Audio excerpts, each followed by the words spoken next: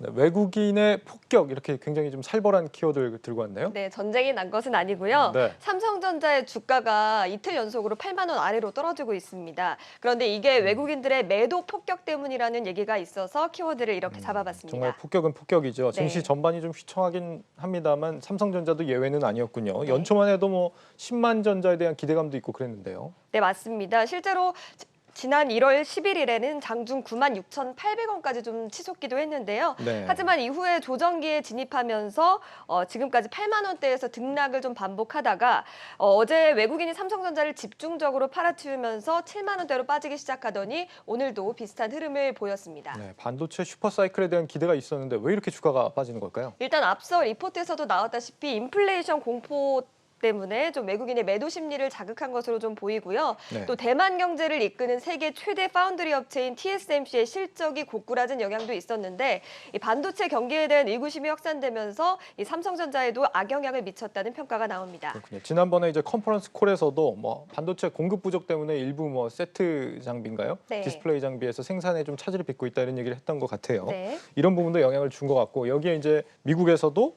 또 추가로 대항마로 연합전선을 구축했다라면서요. 맞습니다. 연합전선이 굉장히 무서운데요. 네. 인텔이나 퀄컴 같은 제조업체는 물론이고 아마존이나 애플까지 모두 참여를 해서 미국 반도체 연합을 결성했습니다. 여기에 조 바이든 미국 대통령은 약 57조 원 규모의 반도체 지원책을 좀 제시했는데 이렇게 미국이 반도체를 지원하고 또 육성하는 정책을 펼칠 경우에 한국이나 대만 기업의 점유율 하락은 불가피한 상황이라고 보여집니다. 그렇군요. 삼성전자 투자하신 분들 정말 좀 걱정이 크겠습니다. 혹시 투자하셨습니까? 저는 뭐 투자를 따로 하고 있지는 않은데요. 네, 일단 개인 주주가 제가 여쭤본 게 개인 주주가 일단 500만 명에 좀 달하고 올해 들어서만 삼성전자 21조 원어치를 좀 사들였다고 해서 좀 여쭤봤습니다. 예.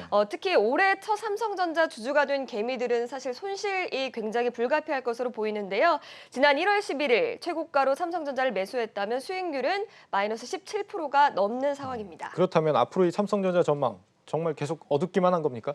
어제와 마찬가지로 전망이 좀 엇갈립니다. 네. 일단 NH투자증권 같은 경우는 당분간 주가 반등이 힘들 것으로 보고 있었는데 비메모리 분야에서는 TSMC에게 밀리고 또 메모리 반도체에서도 경쟁사보다 기술력이 뒤처지고 있다는 게 이유입니다. 또 올해 상반기를 고점으로 반도체 업황이 꺾이는 거 아니냐 이런 의구심도 있는데요. 반면에 한국투자증권은 삼성전자의 저점을 7만 8천 원 선으로 본다면서 저가 매수로 들어가도 괜찮을 타이밍이다 이렇게 분석했습니다. 그렇군요. 뭔가 좀 모멘텀이 필요할 것 같다 이런 생각이 듭니다. 네.